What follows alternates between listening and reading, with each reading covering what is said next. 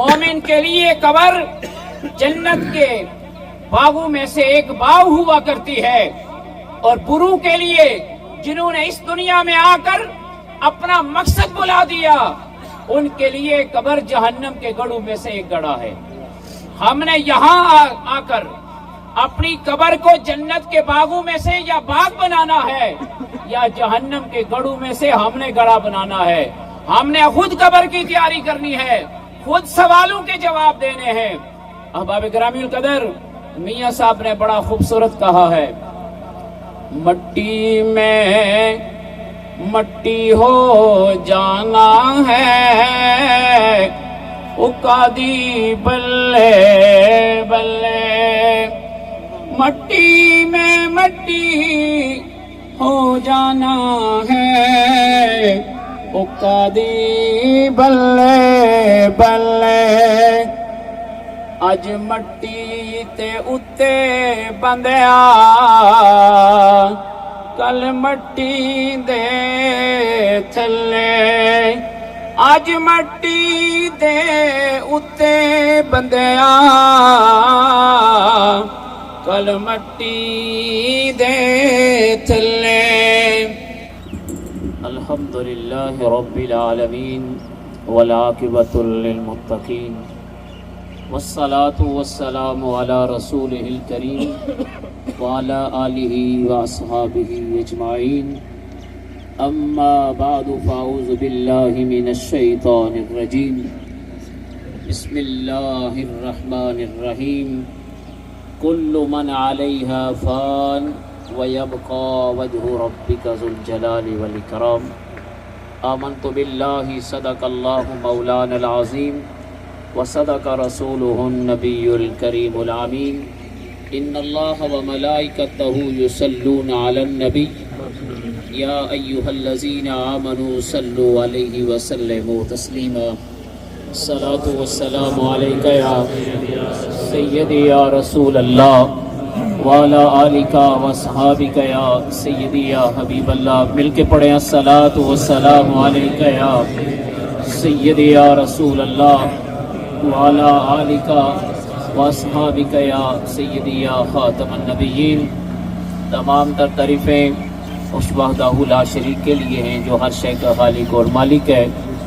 दरूद पाक ताजदार मदीना हज़रत मुहम्मद मुस्तफ़ा सल्लल्लाहु अलैहि वसल्लम पर अल्लाह रब्बुल आलमीन का लाखों करोड़ों बेहद बेशुमार शुक्र है, जिसने हम सभी को अपनी एक माँ, एक बहन, मोमिन माँ की नमाज जनाजा में शरीक होने की अल्लाह ने हमें तौफीक बख्शी। अहबाब गिरामील कदर, करीम आका अलैहिस्सलातु वस्सलाम की हदीस मुबारका है, अगर मैयत नेक हो उसकी वजह से अल्लाह रब्बुल आलमीन शुरकाए नमाज जनाजा के गुनाहों को माफ़ फरमाता है। और अगर जनाजा में कोई शख्स नेक है, अल्लाह का प्यारा है, तो उसकी वजह से अगर मैयत गुनाहगार है तो अल्लाह रब्बुल आलमीन मैयत के गुनाहों को माफ़ फरमाता है। अहबाब गिरामील कदर, इस दुनिया की कोई हैसियत नहीं। जब बंदा पैदा होता है, बच्चा पैदा होता है, बच्ची पैदा होती है, तो वो रोती है। अगर ये दुनिया इतनी ही अच्छी होती तो दुनिया में आते हुए कोई रोता ना। और दूसरी सच्ची और मीठी सी बात ये भी है कि ये दुनिया इतनी बुरी जगह भी नहीं कि जब हम में से कोई भी जाता है तो उसके चाहने वाले सारे रोते हैं। लेकिन इस दुनिया में आने का मकसद है, वो मकसद क्या है? वमा खलक़तुल जिन्न वल इंसा इल्ला लियअबुदून। अल्लाह रब्बुल आलमीन ने जिस मकसद के लिए हमें इस दुनिया में भेजा है, अगर उस मकसद में हम कामयाब हैं तो फिर ये दुनिया हमारे लिए अच्छी है। क्योंकि करीम आका अलैहिस्सलातु वस्सलाम की हदीस मुबारका है कि इस दुनिया में जो भी आया उसने जाना है, लेकिन चंद रोजा के लिए, चंद सालों के लिए बंदा आया और इसमें ही आकर उसने आखिरत की तैयारी करनी है, जहां हमने हमेशा हमेशा रहना है। और अक्लमंद और दाना बंदा वो है जो कल के लिए तैयारी करता है। तो कल हमारे लिए قبر ہے، حشر ہے، اس کے لیے ہم نے تیاری کرنی ہے۔ انسان کئی مرحلوں سے گزرتا ہوا اس دنیا میں آیا، باپ کی پشت میں رہا، ماں کے رحم میں رہا، لیکن اسے وہاں نیکی کرنے کا حکم نہیں ہے۔ بس دنیا میں آیا، چند سالوں کے لیے آیا، اللہ رب العالمین نے اس کے لیے کچھ احکامات رکھے ہیں، ان احکامات پہ عمل کرنا ہے اور پھر جانا ہے۔ تو مومن کے لیے موت تحفہ ہے، فرشتے آتے ہیں، مومن کا استقبال کرتے ہیں، اور احباب گرامی القدر، مومن کے لیے قبر جنت کے باغوں میں سے ایک باغ ہوا کرتی ہے، اور برو کے لیے جنہوں نے اس دنیا میں آ کر اپنا مقصد بلا دیا، ان کے لیے قبر جہنم کے گڑھوں میں سے ایک گڑھا ہے۔ ہم نے یہاں آ کر اپنی قبر کو جنت کے باغوں میں سے یا باغ بنانا ہے، یا جہنم کے گڑھوں میں سے ہم نے گڑھا بنانا ہے۔ ہم نے خود قبر کی تیاری کرنی ہے، خود سوالوں کے جواب دینے ہیں۔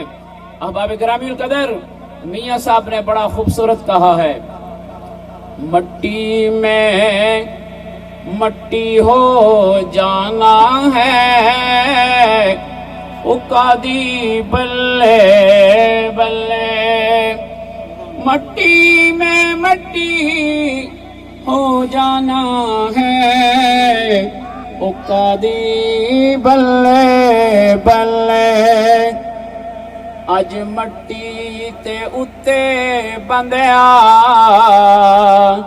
کل مٹی دے تھلے، اج مٹی دے اتے بندیا،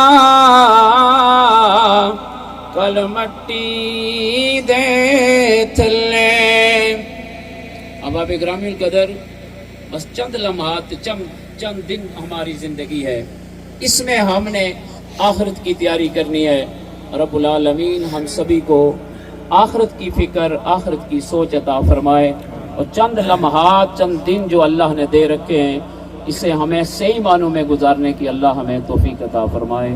رحیم، الحمدللہ رب العالمین، والعاقبۃ للمتقین، والصلاة والسلام علی اشرف الانبیاء والمرسلین، اما بعد، فاعوذ باللہ السمیع العلیم من الشیطان اللعین الرجیم، بسم اللہ الرحمن الرحیم، وقضى ربك ألا تعبدوا إلا إياه وبالوالدين إحسانا إما يبلغن عندك الكبر أحدهما أو كلاهما فلا تقل لهما أف ولا تنهرهما وقل لهما قولا كريما، صدق الله مولانا العلي العظيم وصدق رسوله النبي الكريم الأمين، ان اللہ وملائکتہ یصلون علی النبی یا ایہا الذین آمنوا صلوا علیہ وسلموا تسلیما، الصلاۃ والسلام علیک یا سیدی یا رسول اللہ وعلی آلک واصحابک یا غیاث المستغیثین اغثنا، الصلاۃ والسلام علیک یا سیدی یا رسول اللہ وعلی آلک واصحابک یا غیاث المستغیثین اغثنا، الصلاۃ والسلام علیک یا سیدی یا رسول اللہ وعلی آلک واصحابک یا غیاث المستغیثین اغثنا۔ یہ دنیا مسافر خانہ ہے، مہمان بدلتے رہتے ہیں، قصہ تو وہی فرسودہ ہے، عنوان بدلتے رہتے ہیں، شاہوں کو گدائی ملتی ہے، محتاج غنی ہو جاتے ہیں، قسمت کے دوراہے پر اکثر انسان بدلتے رہتے ہیں۔ بدلتا ہے رنگ آسماں کیسے کیسے، کھا گئی یہ مٹی جواں کیسے کیسے، نہ قبر دارا نہ گورے سکندر، مٹے نامیوں کے نام کیسے کیسے۔ محترم سامعین عزیز وقار، آج ہم سب اپنے محترم بھائی سلیم صاحب، شیخ اسد صاحب، ان کی والدہ محترمہ کے نماز جنازہ کے اس اجتماع میں حاضر ہیں۔ اللہ رب العزت کی بارگاہ میں دعا کرتے ہیں کہ اللہ تبارک و تعالی مائی صاحبہ کی کامل مغفرت اور بخشش فرمائے، اور قبر کے عذاب سے، فتنہ قبر سے انہیں محفوظ و معمون فرمائے، اور جنت کی ابدی نعمتوں سے انہیں مالا مال فرمائے۔ جو بھی انسان اس کائنات میں آتا ہے یا جو بھی ذی روح چیز اس دنیا میں آتی ہے، اس نے اپنے مقررہ وقت پر پھر اپنے رب کے پاس بھی جانا ہوتا ہے۔ یہ اٹل حقیقت ہے جسے مسلمان بھی مانتا ہے، کافر بھی مانتا ہے اور منافق بھی مانتا ہے۔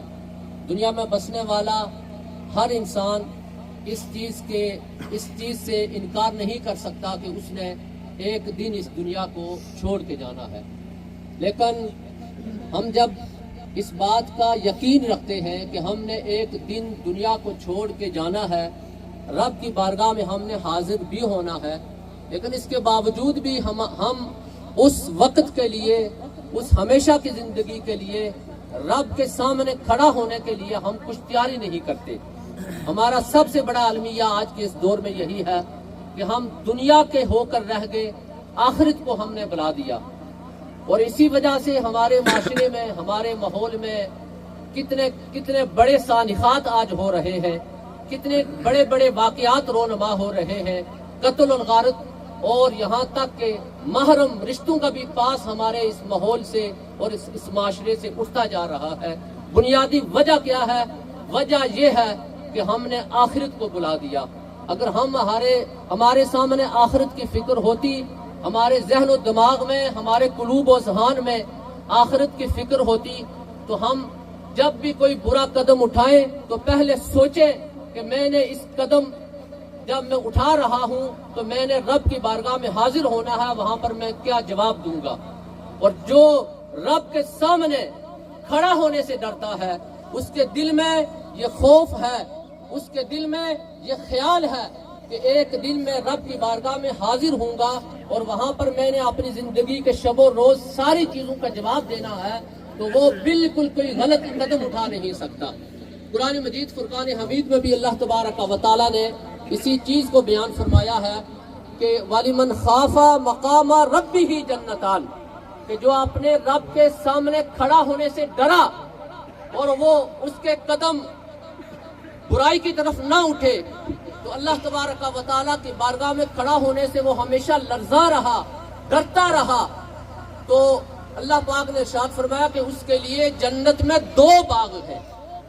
اور دوسرے مقام پر اللہ تبارک و تعالیٰ نے ارشاد فرمایا کہ وَأَمَّا مَنْ خَافَ مَقَامَ رَبِّهِ وَنَهَى النَّفْسَ عَنِ الْهَوَىٰ فَإِنَّ الْجَنَّةَ هِيَ الْمَأْوَىٰ، کہ جو اپنے رب کے سامنے کھڑا ہونے سے ڈرتا رہا، ظاہری بات ہے جو رب کے سامنے کھڑا ہونے سے ڈرے گا وہ اپنی زندگی میں کبھی بھی کوئی برا قدم نہیں اٹھائے گا، کوئی اس کے قدم لغزش نہیں کھائیں گے، اس کے قدم کبھی بھی برائی کی طرف نہیں اٹھیں گے، اس لیے کہ اس کے ذہن و خیال میں، اس کی فکر میں، اس کی سوچ میں، اس کے دل میں یہ بات راسخ ہے کہ میں جو قدم اٹھا رہا ہوں، کل رب کی بارگاہ میں میں حاضر ہوں گا تو میں کیسے میں رب کے سامنے جواب دے ہوں گا۔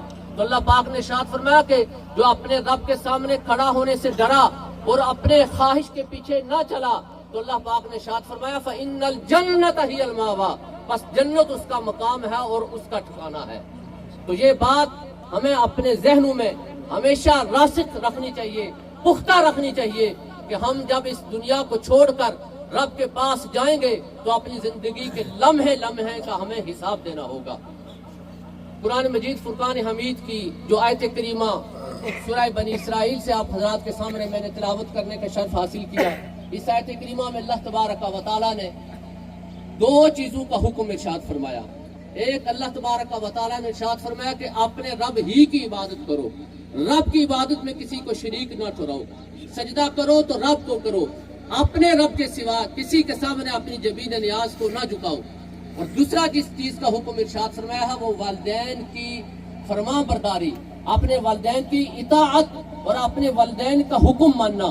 اور پھر ارشاد فرمایا کہ اپنے والدین کے سامنے اونچی آواز تو دور کی بات ہے، ان کے سامنے اف تک نہ کہنا، اور ہمیشہ ان کے سامنے اپنی گردن کو جھکائے رکھنا۔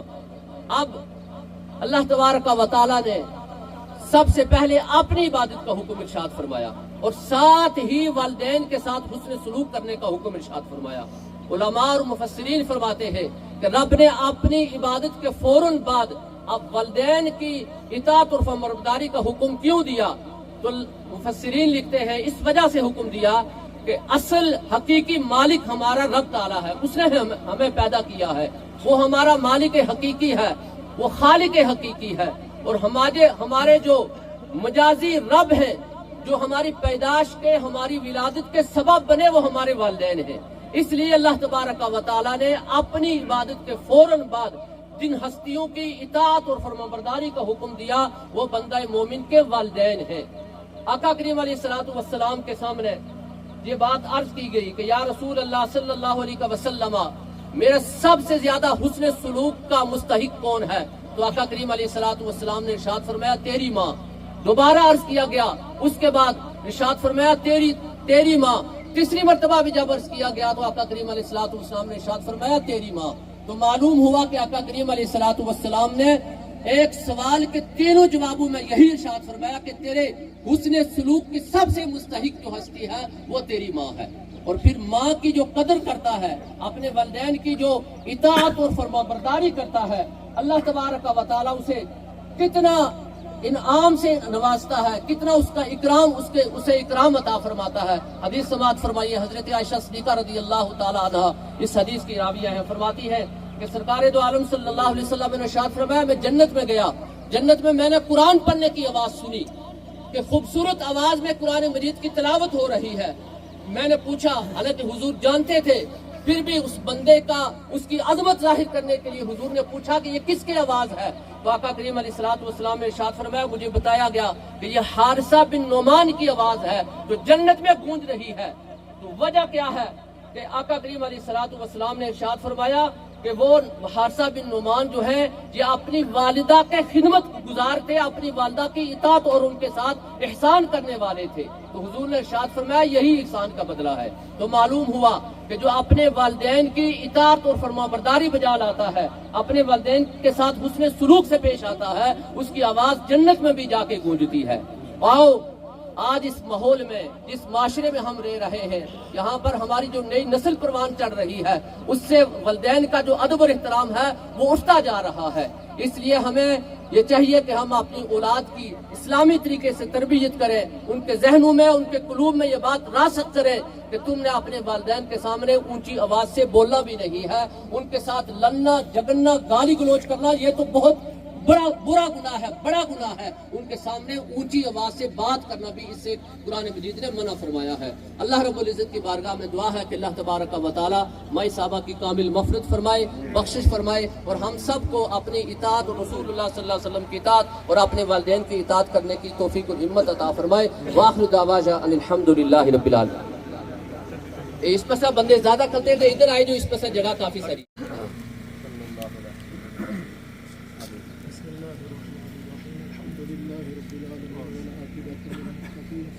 والصلاة والسلام على سيد الأنبياء والمرسلين وعلى آله وصحبه أجمعين یا الہ العالمین یا رب العالمین یا غفور الرحیم، جو کچھ بھی سم پڑھا قبول فرما، بے بہا اجر عطا فرما۔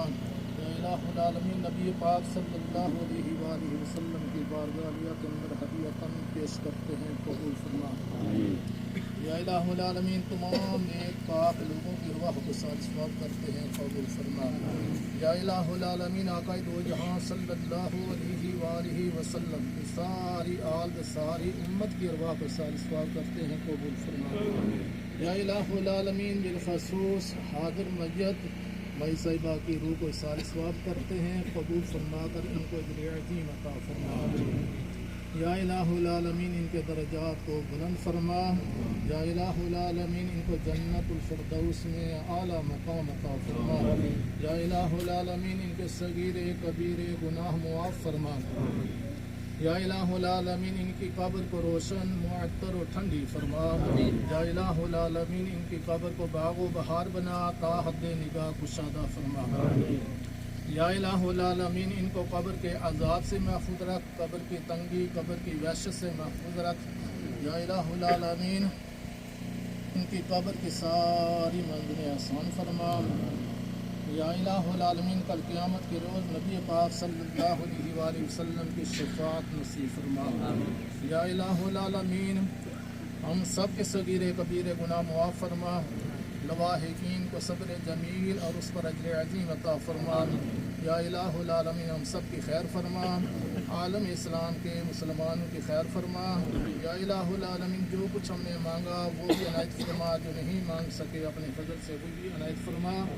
ربنا تقبل منا انک انت السمیع العلیم وتب علینا یا مولانا انک انت التواب الرحیم۔ وصلی اللہ تعالی علی حبیبہ محمد وعلی آلہ وصحبہ اجمعین برحمتک یا